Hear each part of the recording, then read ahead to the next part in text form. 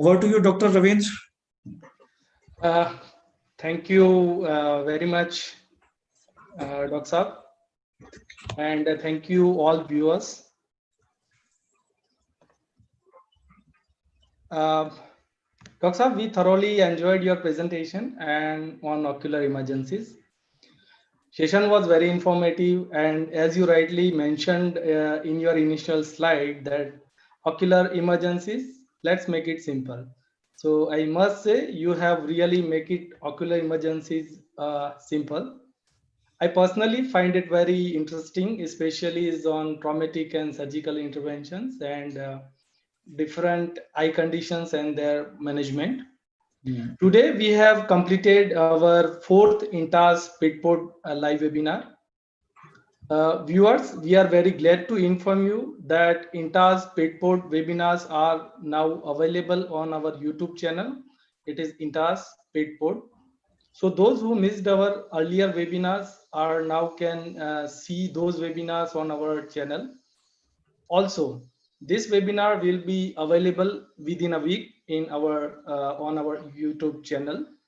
So we request you to please subscribe Intas Petport channel and press bell icon to get varieties of technical sessions from our Indian and international experts.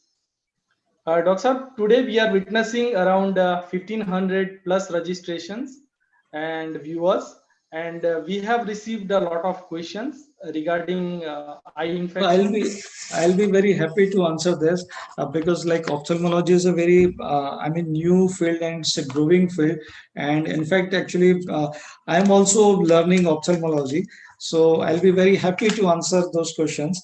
In case if they are not happy with my answer, they can send their queries to my mail ID and my mobile number, which I've already mentioned.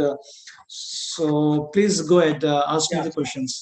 Yeah, definitely. So I'm, there are a lot of questions. So we are taking some of the few questions which are Yeah. the common interest. So here, Dr. Saab, I am asking you the very first questions, which is are very common in interest. That is how to manage corneal edema and juvenile cataract. Okay, corneal edema and juvenile cataract. Cataract. Well, as far as corneal edema is concerned, corneal edema is basically not a disease. Corneal edema is basically a represent its sign only.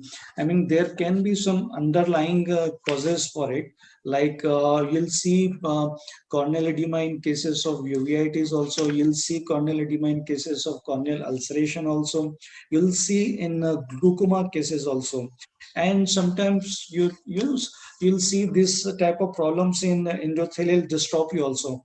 So you first you have to know the reason for it, like what is causing the corneal edema. Once you know the reason, then the treatment becomes very easy.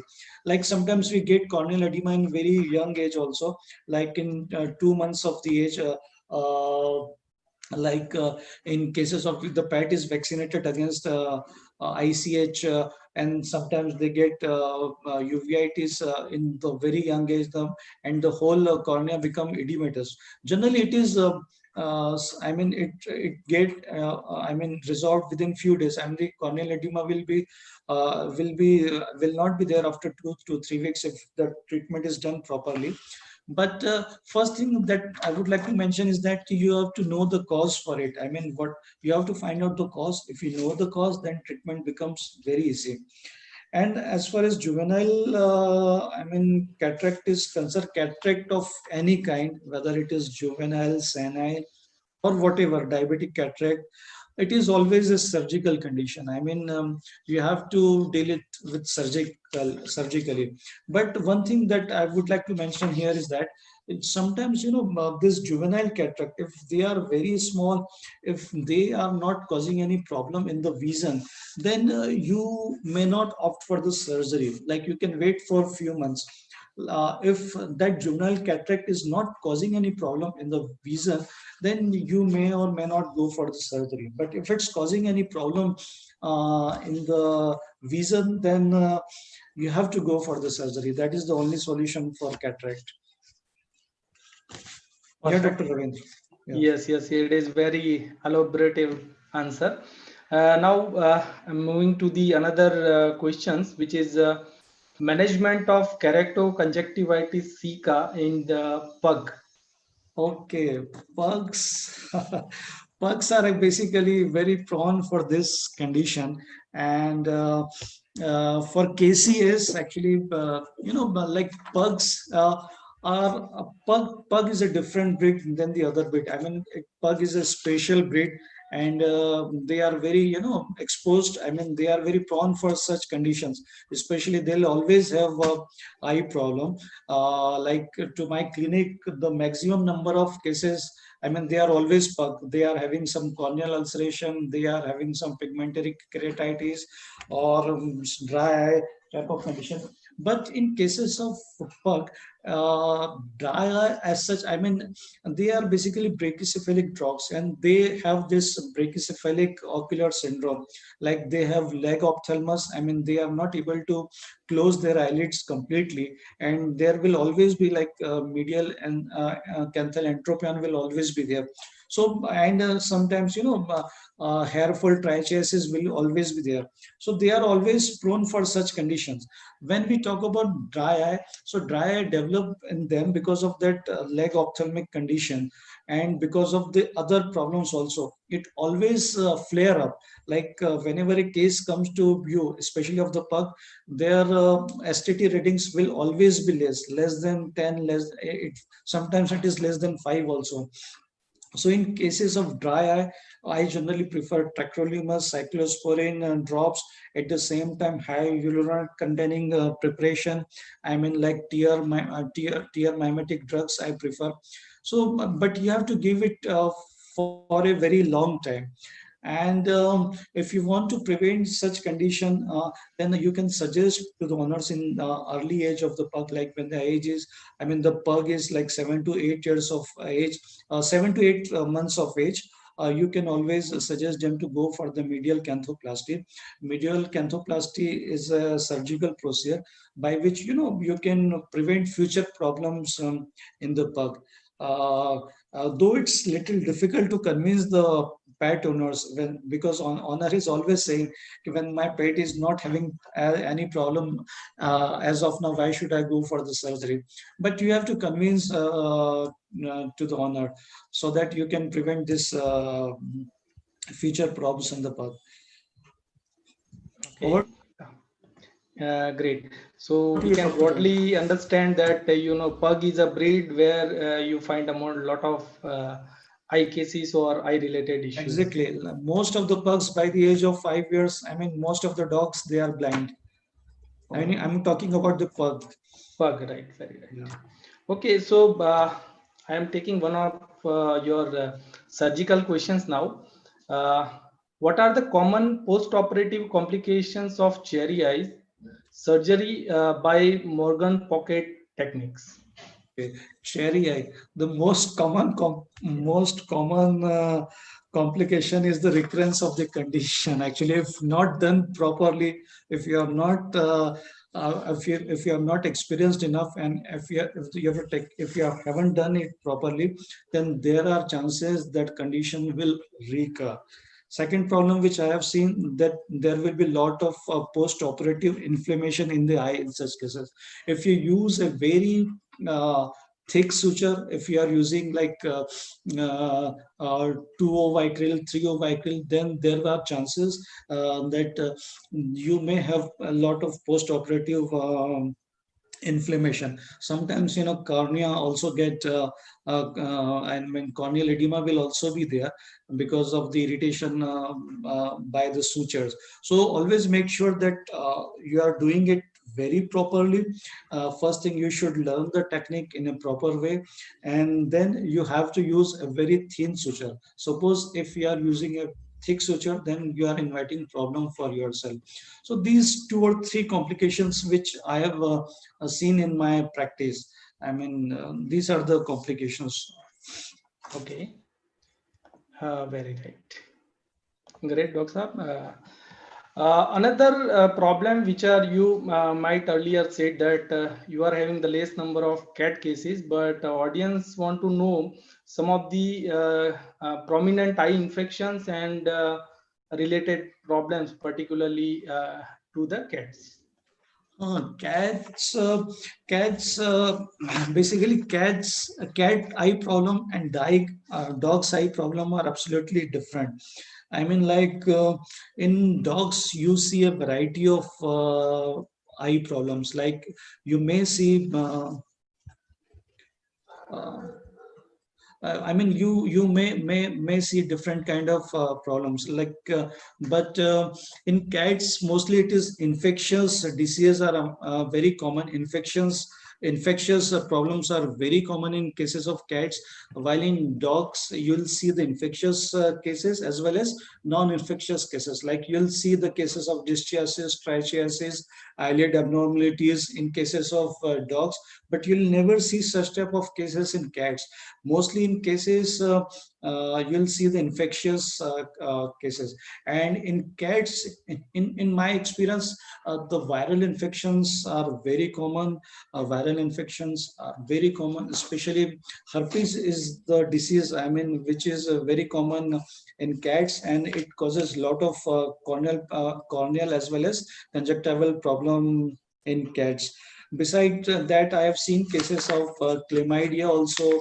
I have seen this type. I mean, viral infections are very common in cases of cats. So when you are dealing with the cats, you have to consider all those viral infections. So infectious causes are very common in cases of cats. Perfect. Dr. Saab, I request you to stop sharing the screen so audience can see you while you are answering these questions. Very right. So broadly, you mention all the conditions which are related to the cats. Now we are moving to the another very interesting questions, which they required your explanation on a little ciliary body destructions, and particularly for the management of glaucoma. Glaucoma. Ciliary body restriction is a very common procedure, especially I mean, in case of glaucoma. But the thing is that in our practice, glaucoma cases are not frequently reported. I mean, in most of the time, we see the. I mean, I'm getting the glaucoma cases very late, and when I get the glaucoma cases very late, and nothing much can be done. And there are few procedure. If the eye has potential for vision, then there are different procedure. If the eye is not having potential for vision, then there will be different procedures. Like generally, there are few injections which we can use intravitreally to stop this glaucoma, to for this treatment, for ablation of the ciliary body, like intravitreal gentamicin can be used for this procedure. And those eyes which have potential for vision, then there are few laser techniques. For few carbon dioxide lasers are available, though I don't think anyone is having here in India. Anyone here in India is using those techniques. I just do not know if anyone is having that. At least I am not having. I'm always going for this intravitreal injections only for ciliary body destruction, and that is a very simple procedure, and just within a few minutes you can perform it, and it gives you very good results if done properly. Great, Dr. Saab. I think you have broadly answered all the questions, and your presentation was very enriched with the lot of things, the exciting things about the eyes and ophthalmology. So one question from my side. What should be the first and precaution to be taken care by the pet owners in traumatic eye conditions before they are taking into the clinics? I mean, general, take a cares Preventive or care. As I said, yeah, yeah, I have already explained in my video that you have to, prevent the further injury. You have to prevent yes, further injury. I mean, like very you right. cannot afford to deteriorate the condition, and that you have to explain to the owner also. And sometimes what they do in cases of proptosis also, I have seen many a times, like when they'll keep a gauze, a dry gauze on the eye.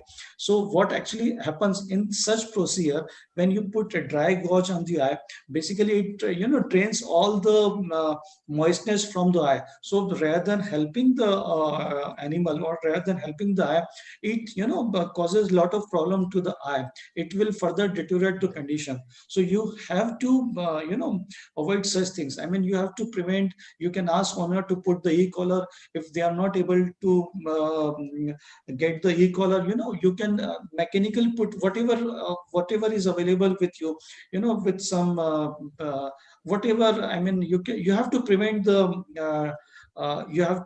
prevent the deterioration of the eye. Like you should not be putting too much pressure on the eyeball. You should not be compressing the animal so that it becomes restless, and you have to put the animal in a comfortable position, so that animal should not be getting more restless. So these things you can tell the owners while they are bringing animal to the clinic.